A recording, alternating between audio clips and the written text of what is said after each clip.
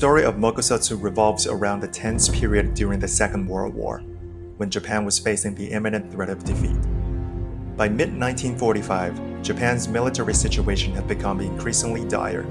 The country was facing devastating bombings, food shortages, and overwhelming military pressure from the Allied forces, led by the United States.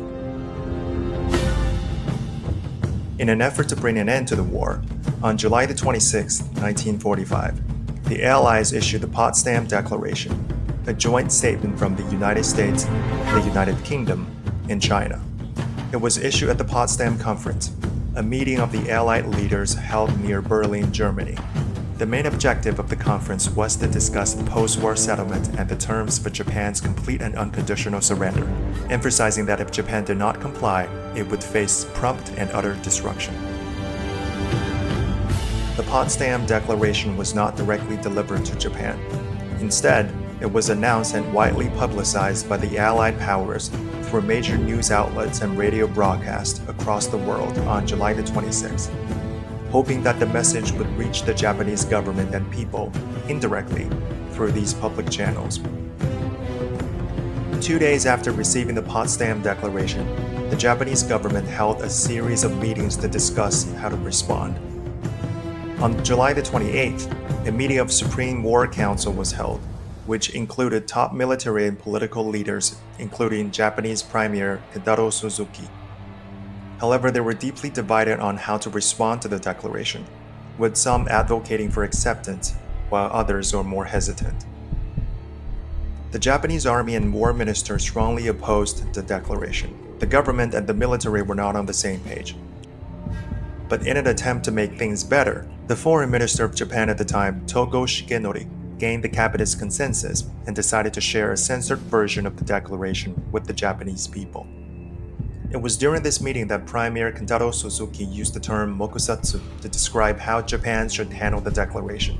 However, the exact meaning and intent behind the term were open to discussion and caused confusion. The term Mokusatsu can be understood in different ways depending on the context.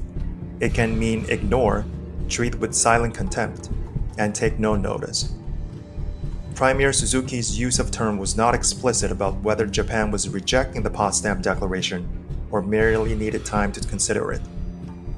Unfortunately, the context was ambiguous, and it was perceived by the Allies as a rejection of their ultimatum, which further solidified their belief that Japan was not willing to surrender unconditionally, leading to the final decision to proceed with the use of the atomic bomb.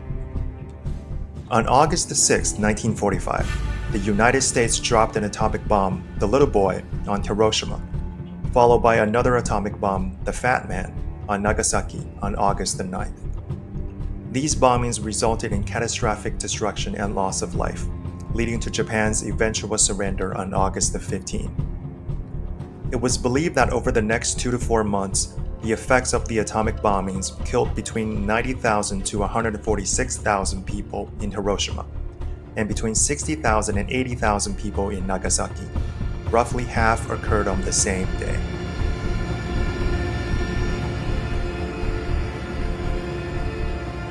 For months afterward, many people continued to die from the effects of burns, radiation sickness, and injuries, compounded by illness and malnutrition.